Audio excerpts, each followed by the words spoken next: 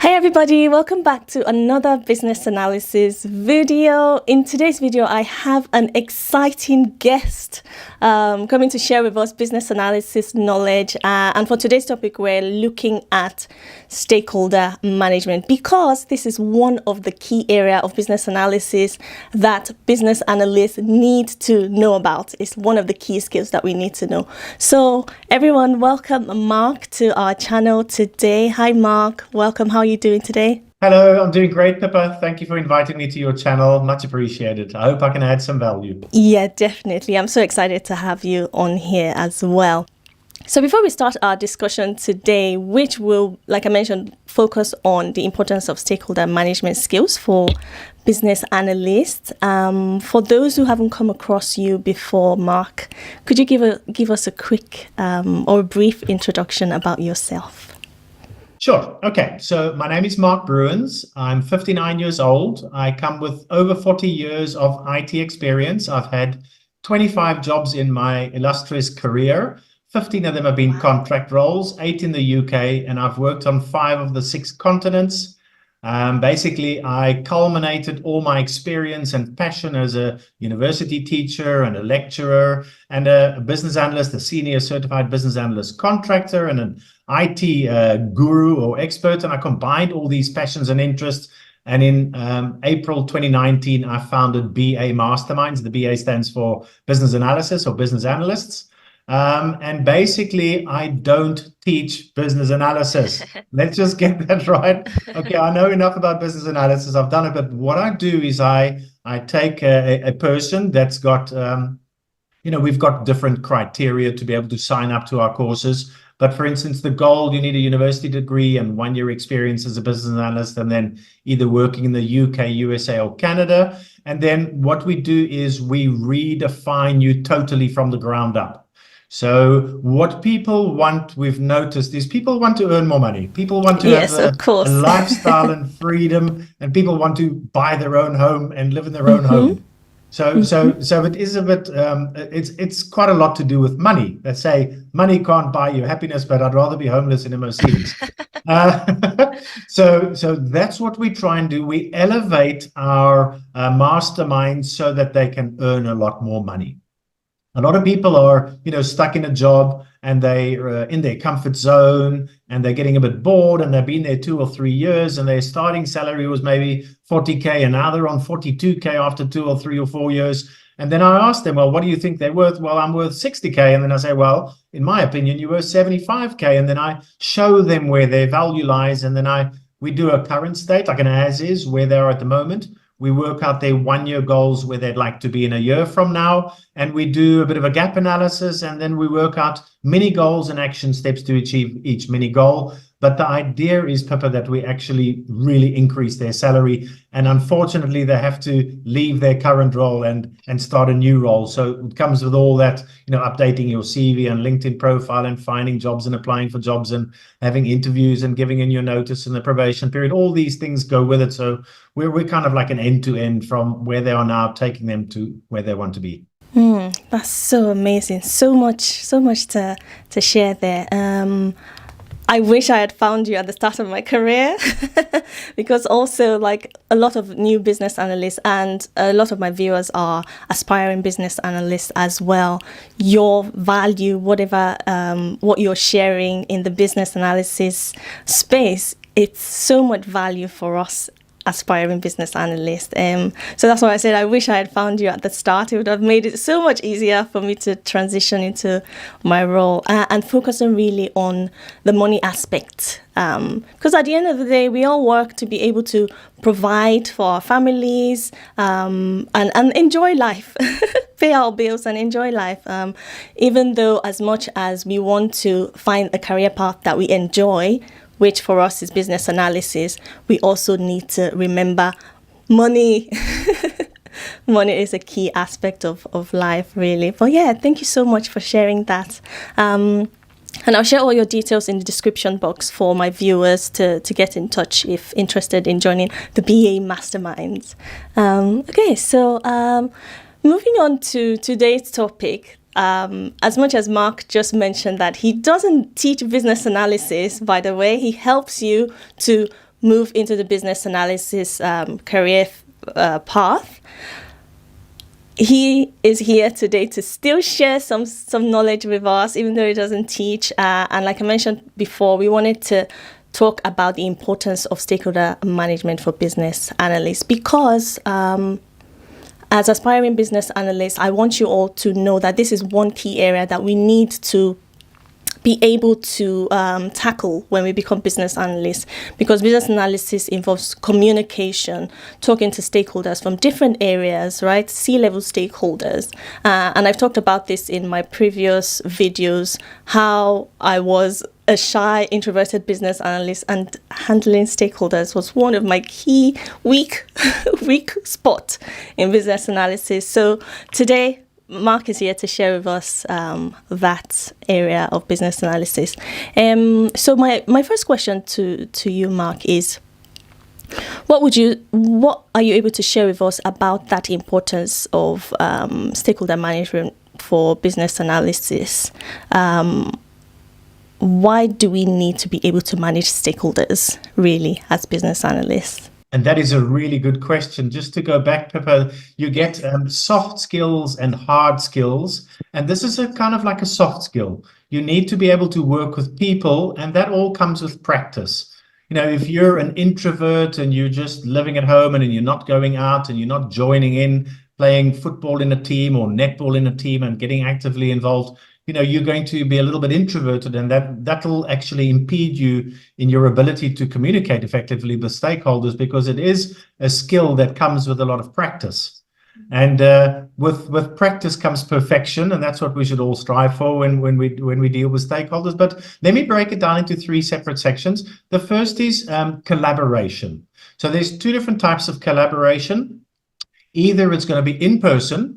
So you go to the office. So say you've got a hybrid role, 2 days a week, you're allowed to work from home, 3 days you're in the office. Now, when you're in the office, then you need to collaborate professionally with colleagues and other stakeholders, maybe customers or vendors. And you can do that on a one-on-one, or you can do that in a group environment. So you can either facilitate a workshop or be part of a breakthrough session where you all, brainstorming and things like that. So it comes with practice. So basically, initially, I would suggest that you listen and you hear, and then you absorb information. And then only after a while, when you start feeling comfortable, then you start, adding value and adding to the conversation. And then slowly and gradually, you start adding and adding more and adding more. Because, on a scale of your effectiveness to collaborate with stakeholders, on a scale of 1 to 10, 1 is you rubbish, and 10, you can talk the hind leg of a donkey. You can't go from a 2 or a 3 all the way up to a 10.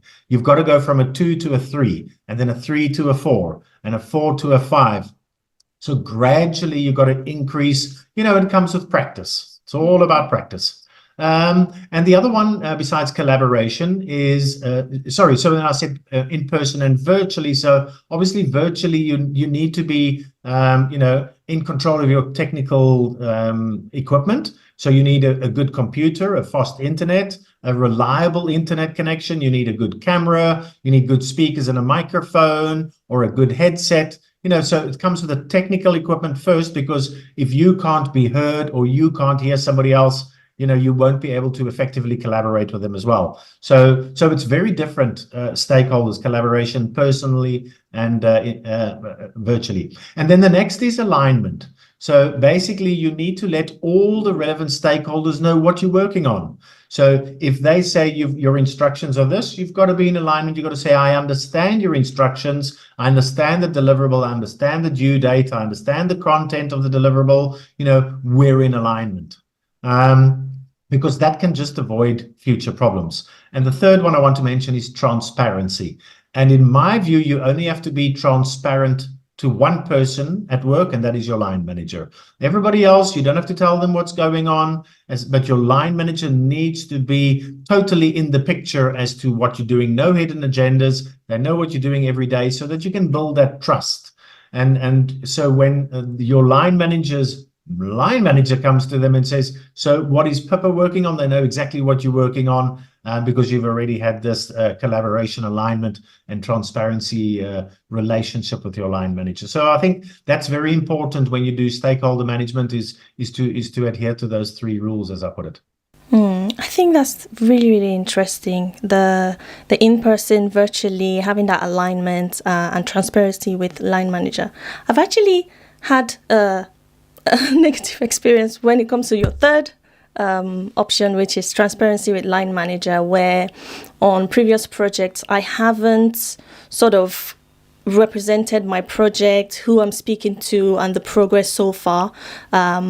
I didn't have it written down like on a spreadsheet. And then my manager came and asked me what I was working on, and she needed some sort of document. And I was like, oh, I'm carrying on okay so far with the project, but she needed to have that visibility, managing her expectations as well, and also having something for her to feed back to her line manager on how I'm working. So I've made that mistake in the past. So yes, transparency with your line manager is very, very important, and that's a really, really great point. Thanks for sharing that, Mark.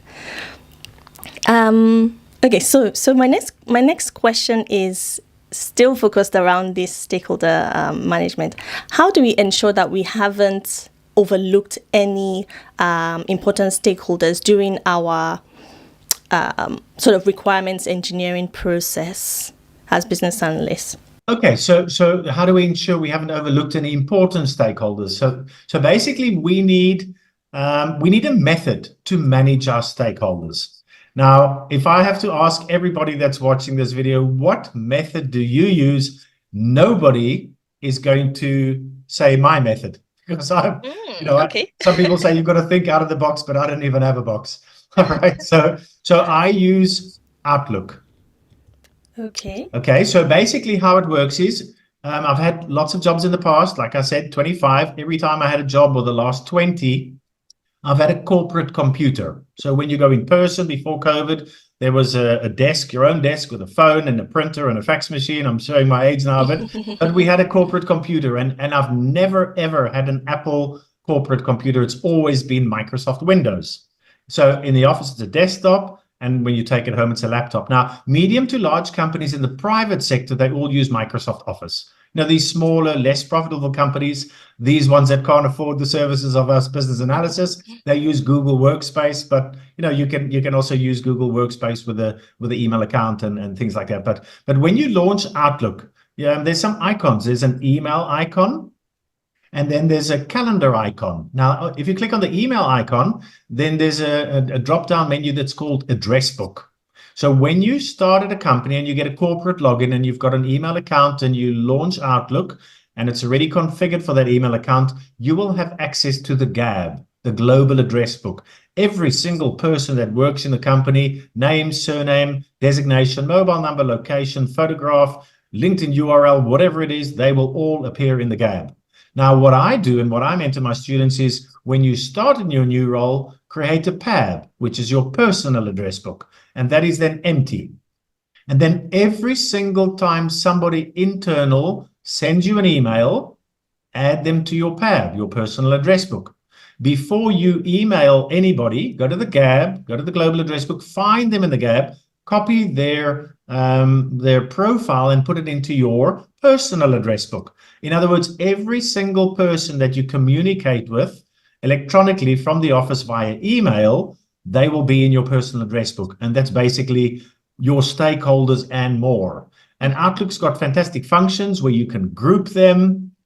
You can email them as a group, you can categorize them, you can classify them. So you can classify them as to the type of stakeholder they are. So that's my method of ensuring that you haven't overlooked any important stakeholders. Quite unique, I think. Yes, very, very unique. And something new as well, even for me to steal. I'm going to definitely steal that. As part of the Outlook icons, I do search that for who the key stakeholders are that I'm speaking to. But I have never created a PAB. So that's a great one. And I hope you guys, viewers, are able to learn from that as well when you finally become business analysts. These are really, really great pointers that Mark is sharing. And I don't know, I feel so excited learning these new areas, these new aspects of business analysis. So my next question is around, you've now created your PAB, right? Maybe you're working on a project and you have your list of stakeholders. How do you then go about understanding those people that you've identified and then prioritizing their needs as well as their expectations on your project as a BA? Yes, thank you, Pippa. That's a really good question. So again, I'm going to take a working example from our mentoring. And so basically, the method I teach our masterminds is to only take instructions from your line manager. I'm not going to go into detail from that, but you're only accountable to your line manager. And so we, in our goal mentoring, we use an Excel spreadsheet, and the spreadsheet is entitled Roles and Responsibilities and Your 30, 60, 90-Day Action Plan. So basically how we do it is we take the job description. So initially, this is for new starters. You've got a new job, you're starting at a company, but I've also mentored this for people who've been in companies for 2 or 3 years. So basically, if you're a new starter in a permanent job or a consulting job or a contracting role, you've got a job description, a detailed job description. You needed that when you applied for the job and to prepare for the interview, and you needed to prepare for your first few days and weeks at work, because you can either be reactive at work and say to your line manager, I've done 5 days of onboarding, what do you want me to do now? Or you can go to your line manager and say, I know what I'm doing, I've got the job description, let's just prioritize which tasks you want me to do first. So we then break down the job description into the 5 W's, and I'm not going to go into too much detail that to save some time, but one of the W's is the who. So who are you doing this piece of work for? So if you get 10 items in the job description and you're starting to work, maybe 7 of those you're doing for your line manager. Perhaps another 1 is for a lead BA, perhaps another 1 is for a project manager, perhaps another 1 is for a program director, or maybe even a subject matter expert. Okay, so we're going to first determine who are you doing this piece of work for. And then basically, so now we divide it up into 2 categories. So the types of stakeholders that there are is, you get stakeholders that just want to be kept in the loop. So in other words, they're very high, they're very senior, maybe the business sponsor to see how you're spending their money, or maybe the program director or the project manager just wants to be kept in the loop, but they don't have any active participation or influence on the outcome of your deliverable. So for instance, you're doing a business case, you've got some stakeholders, the business sponsor, for instance, and perhaps the program director who've got a vested interest, but they don't want to make any changes or add any content to your business case. And then you get the stakeholders that actually have an active participation, those ones that you need to go and speak to either in a forum or one-on-one or in a workshop or something, and elicit from them what content actually they want in there. So that's where I start at a very high level to differentiate those that just want viewing rights to the documents or those that want actually editing rights to the documents. That's great. Really, really great. Thank you so much again for sharing that. Now coming to our final question, closing the video. As part of stakeholder engagement, we're talking to people. People, again, different levels, right? For instance, for me, I always had this fear of authority, people that are higher job titles than me. I had that fear in going to them and communicating with them. And some stakeholders also can be quite challenging to discuss with. So are you able to share with us maybe an example of challenging stakeholders and how can we address this? How can we sort of help ourselves really to be able to tackle such a challenging experience with a stakeholder? Sure. So let me just remind the viewers or inform them if they don't know that you did inform me of these 4 bullet points before today's session. So I have been able to prepare for this, fortunately, because I've dealt with quite a few challenging stakeholders. And the last thing you want to be asked is a question, and then and you make this go just down the rabbit hole, right? So I found one actually that turned out really good. So I was working as a senior business analyst contractor, and I was tasked with creating a BRD, which is a business requirements document. the project that I was working on was for a new queue management system. So basically it was to digitize. So we were replacing, when you go somewhere that's a bit dated and you have all these rows of chairs, and as you walk into the building, you sit in the last chair, and then there's 2 or 3 or 4 or 5 counters, and then it's like a hot seat. So when the first person gets up to go to the counter, everybody moves to the seat next to them. Right, so that it was one of those situations, and we wanted to change it. We wanted to create a queue management system where you walk in the door, a person, a very friendly person, customer services greets you and asks you, and then helps you with a ticket and points you towards the right queue, and the ticket prints out then, and it's then you get called up with a television and a board, and it's an average waiting time, and it can get quite into detail. I did a full cost versus benefit analysis on 5 of them. Anyway, so there were functional and non-functional requirements that I had to gather, and I had a list of 4 stakeholders that I had to go and see, individual persons that I had to go and see, and I had to elicit requirements from them. So one of the stakeholders, just, you start initially by just introducing yourself. So it's go to the cab, put them in the pad, send them an email. Hi, my name is Mark. I'm the senior business analyst contractor here, and my line manager is so-and-so. I'm tasked with creating the BRD for the new queue management system. And I've determined, or together with my team, we've determined that you are one of the persons that I need to come and discuss this with and gather some requirements, what you'd like the system to do. And, can you please reply to this email with your availability? Well, out of the 4 stakeholders, 3 of them answered. One of them did take 2 days to answer, but the other one, it just didn't answer at all. So I sent a follow-up email, and I said, well, I'm going to follow up on this. And again, nothing. So my plan was then to go, I went to the next day, went early to work, and I went to his desk, and I stood there and I waited for him to come to work. And then I approached him and I said, I am Mark, and I'm working on this project, and I need to gather some requirements from you. And I explained to him in great detail, Pippa, what his benefits were, what he would reap from it. Comparing to, I put himself in the situation. Remember when you went to that building and you had to wait there? Have you ever done that? Yes. So I put him in, in the mind of the as is the current situation. And he disliked that, as most people are with their current situation. And then I explained to him the future situation. This is how it's going to be, but we really, we need this to work. Otherwise it's going to get rejected, and it's a lot of budget. And I explained to him the importance of him as an integral cog in this machine. So, just basically stroked his ego a little bit.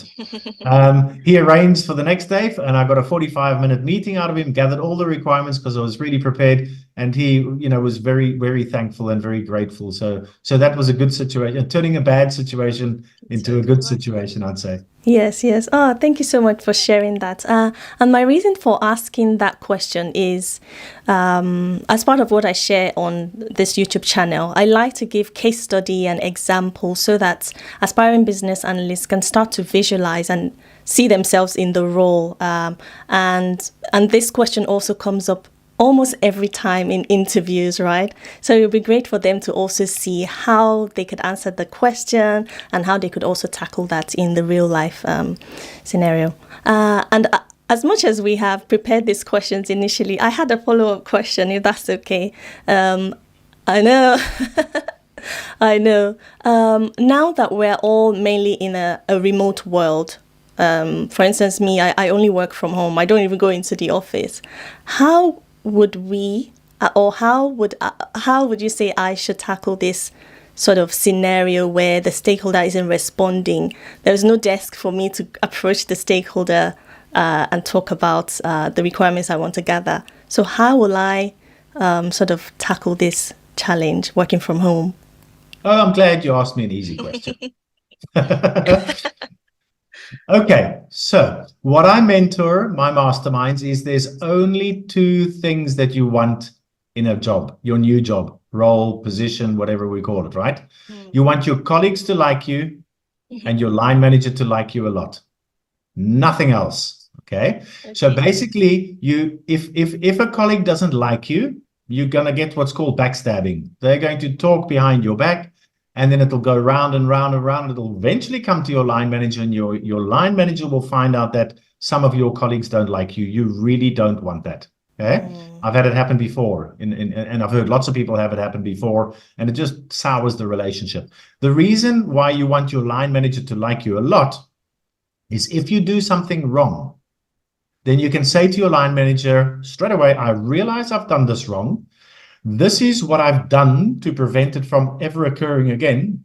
Or you can say, I've got 3 solutions which I've proposed to you so that you can help me choose the best one for me to implement to fix what I've done wrong. This is what I've done to ensure that it won't happen again. Please give me a second chance, don't fire me, right? And if your line manager likes you a lot, and this is especially during probation, Pippa, if your line manager likes you a lot, they'll give you a second chance. If your line manager doesn't like you a lot, this is the perfect opportunity to get rid of you and to employ somebody that they do like a lot.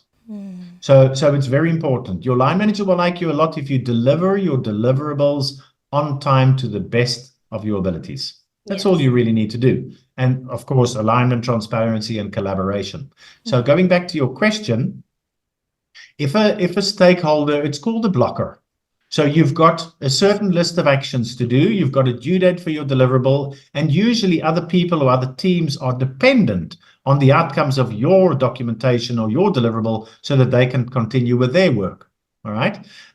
So basically, you don't want to upset any of your colleagues, keeping in mind that you want your colleagues to like you. So I suggest to you, this is what you try, and give it a go and see how it works for you. So basically, you write them an email in the early days, introducing yourself, and just ask them to reply. Because there's 2 types of emails. One you just need to read and folderize. One you need to read and do a call to action and do something. So you're going to ask one call to action. Them as just reply to your email to say noted, received, or whatever. Now there's an open line of communication. That's very important to establish that first. And then with a second email, then you a follow-up email. You can say, now that we have, and this is what I'm working on, and this is important. Try stick with short emails. No one reads anymore, and you can maybe do 4 or 5 paragraphs and put some few lines in bold, few words, so that they can speed read the document and just look at the bolds, and make sure that the call to action, one call to action per email and no more. And then you're going to, you've already introduced yourself, and now you're going to say what you actually want from them, but you've got to show their benefits first. You've got to show, I call it stroking their ego. You've got to say that you're a very important person and you're an important cog in this wheel and things like that. And I really need your assistance and so on. So you ask them nicely initially, and you've got to make sure that you can actually don't give them too many options. Usually 2 options is best. 3 options is fine. Don't let them decide which day and which time slot and which venue and all that. Ask your line manager if you're allowed to have permission to their calendar in Outlook, and you can see their availability.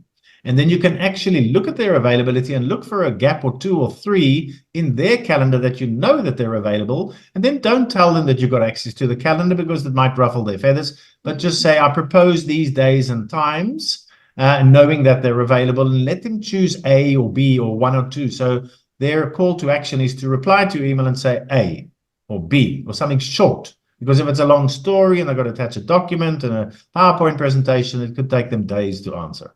So make it very easy for them to reply with 1 call to action per email. If you send a person an email and you require them to do 2 things, send them 2 call to actions, because if they can answer the one, they're not going to reply to your email because they're not ready to answer the second one yet. So it's going to hold you up. So that's a little tip right there. But then secondly, if they don't respond, then I would send them another follow-up email and ask them again. But I would do it about 2 or 3 days apart, and then give them another 2 days. And that is that. Now you do what's called escalate. And you only ever escalate to your line manager. So you let your line manager know in a very short email with no call to action replying to you, but basically saying, I've got the stakeholder. I consider this person a blocker. I need to gather A, B, and C. Now, just remember that you can't tell the stakeholder what to do. Your line manager can't tell that stakeholder what to do.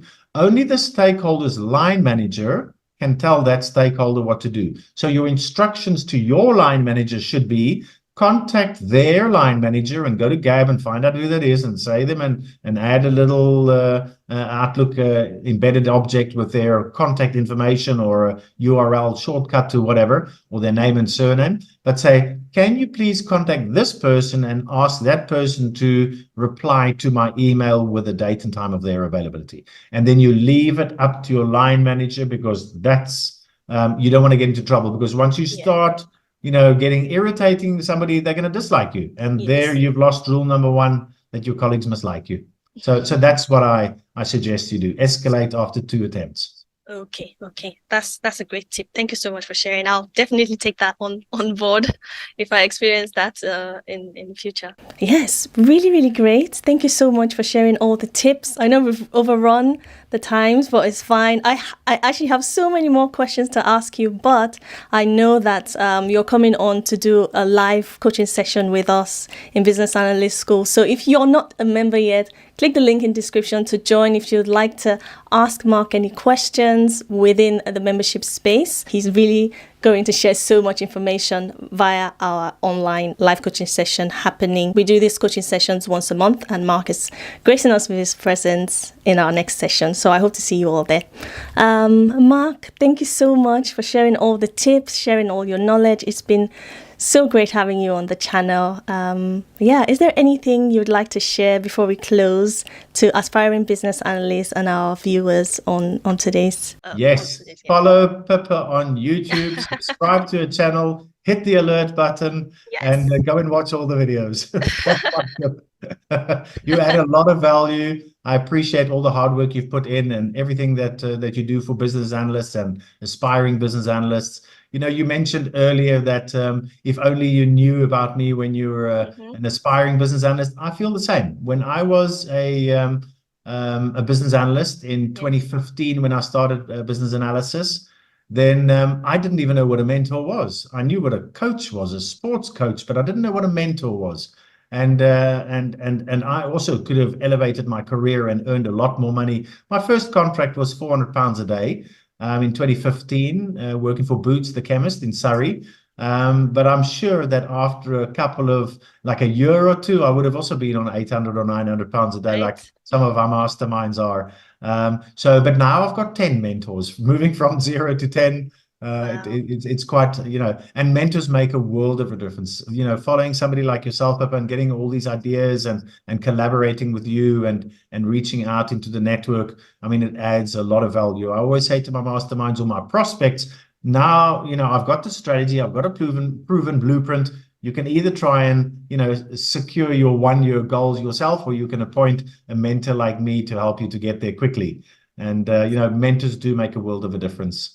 Yes, definitely, 100%. And for people like us, because we've sort of experienced a lot from the beginning of our career and to where we are now, it's only great for us to then share the knowledge so that you're prepared as well going forward in your career as a business analyst. So that's what we're here for. And like I said at the start of the video, click the link in description to reach out to Mark and join his masterminds. Amazing what he shares on there. So thank you all for watching. Thanks, Mark, for joining us. And as always, don't forget to like, subscribe, share this content. You'd never know who it might help.